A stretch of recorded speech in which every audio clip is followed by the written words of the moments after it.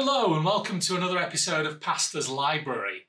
This is the channel where we discuss everything to do with theology books, books that might have appeared on a reading list for your seminary course, your bachelor's or master's degrees in theology or biblical studies, or perhaps they're just books that you've seen on the bookshelf in a shop or in your vicar's office.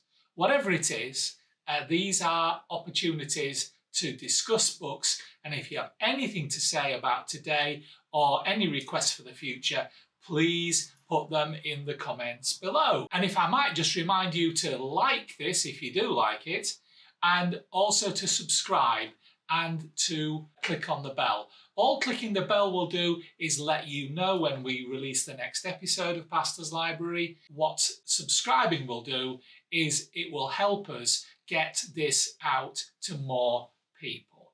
So today I want us to talk about a very small series of books by Zondervan, which are called the Understanding the Bible Reference Series. A very straightforward title. I think we can probably guess what they're about. And I've got two of them here that I particularly want to point out to you. These are books which are not particularly academic. They are books which are useful for academic studies, but they are useful for just anybody in the pew, anyone who wants to look up details that have been raised by their Bible reading. The first one is this, the Encyclopedia of Bible Characters.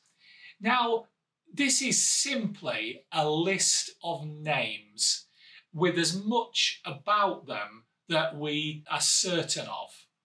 So, for example, there are lots of references to people you know, like David, like Daniel, like Hannah, like Deborah. There is a remarkably good piece on Joseph of Nazareth, which I really enjoyed reading.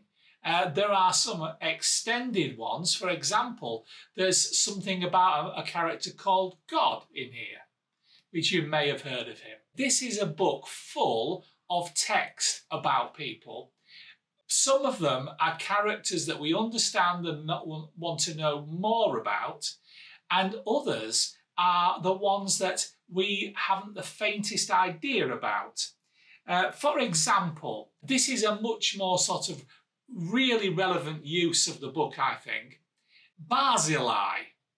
There are three characters in the Old Testament called Barzillai.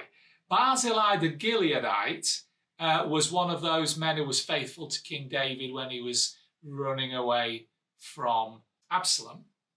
And then it lists you the two others. Now, what it will do typically is if it knows the meaning of the name, it will put the meaning of the name in brackets. If it is tending to a single biblical verse or a couple of biblical verses, it will give you that list of them so you know exactly where to find them. And if it's a character connected with another strong character, like in this case with David, it will refer you to him. There are loads of names in here that you will be amazed at. One that I looked up straight away was Buzz. Buzz, nothing to do with the second man on the moon, but there's just a 3 or 4 line entry that just tells you about where we find him in the Bible. There's an excellent section on Onesimus. Now, Onesimus is the slave that Paul wrote about to Philemon to say to him, you know, he's your brother now. He's useful to you and to me. And of course, it tells us in there that Paul is using a play on words because Onesimus means prophet. And he's saying he's now useful to me and to you, is profitable to you, is profitable to me. He is pointing out the relevance of the name. Then you will go on to see everything that we think we know about him.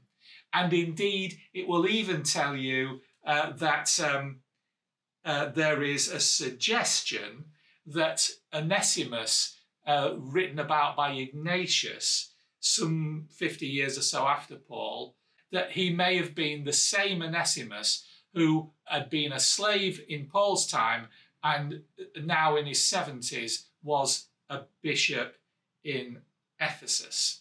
So lots of potential sources of information in this book. If there is information about somebody, you will find it in this book. This book, I think I paid £21 for. Certainly, you would expect to get it for $30 or less than £30, certainly. And it's a paperback, but it's a very helpful book. And like I said, it's part of the series. And the other one that I have to show you today is the Encyclopedia of Bible Words.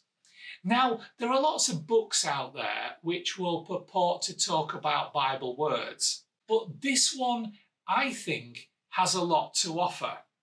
Firstly, it links words to the GK system of Bible words, which is a modern version of Strong's, which was produced by the first replacement for Strong's Concordance that Zondervan did. I think it's Goodrich and Kostenberger or something like that, the G, the K. It gives you a good way of being able to follow up studies for words. So whereas this isn't exhaustive, not like a Strong's Concordance, it is very helpful. For example, if we look up love, and isn't that the first word you would look up, it has 8 sections on love. It will talk about the Hebrew word, it will talk about God's love for man, man's love for God, it will talk about the Greek words, it will talk about God's love in Christ, man's love for God, love's lifestyle, and it will give you a summary of all these things. It will talk about, for example, in the Greek words, it will talk about eros, which isn't mentioned in the Bible, but was a popular Greek word for love. And it will talk about agape and phileo, whereas it will not give you every reference, it will give you all the key references. And it will also, for example, when talking about phileo, mention that there are other words that connected with phileo, like, for example, Philadelphia. Which is nothing to do with the cream cheese, but everything to do with brotherly love. And this is just a really well thought out book. It's edited by Lawrence Richards, and it really has, I think, been produced with a lot of academic thought. Again, this can be accessed by anyone in the pew, but this, I would suggest, is a very helpful tool for academic study. For example, my daughter was just doing a little study on Greek language, and she was looking up the word loose. And she said to me, what on earth is that word loose? When we discussed that it maybe meant untied, she understood it. Now, loose is not in this dictionary. But it refers to bound, and it's a description of being unbound according to this. So untied, unbound, loose, it's all the same thing. And it will give you a great deal of insight into the condition of being bound and unbound. If you look up Selah, you know that word you see in the Psalms, which I was always told as a child just meant pause. So I used to start reading the Psalms and then get to a Selah and think, how long am I supposed to pause? Well, this says that it may mean pause, but it may also mean a shift from a lower key to a higher key. And I'm immediately plunged into all those great worship songs where you're singing it along and then all of a sudden you get to the last refrain and it goes up a key. And I'm thinking, is that what Selah means? The truth is, according to this book, that we don't know for sure. But it's an interesting aside. Things like that, I think, give you stepping stones from which to talk about subjects which can be very enriching in the congregation or in an essay. So this book, which again is the same sort of price bracket as the last one, is again a paperback. It's a fabulous book, about 720 pages or thereabouts, but it is a great resource. And as I talk about this, most books I talk about are resource books, reference books, and this is a true reference book, but one that is not only accessible to all, but one that is very helpful for periods of academic study when you just want to know who on earth Buzz was.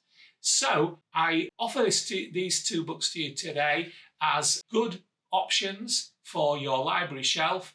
If you see them to reduce price, second-hand bookstore, that type of thing, I wouldn't argue, I would just pick them up. They're very, very good to have.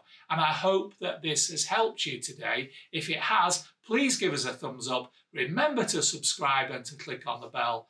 And then we'll let you know as soon as another episode of Pastor's Library is released. Until then, I'll say goodbye. Bye.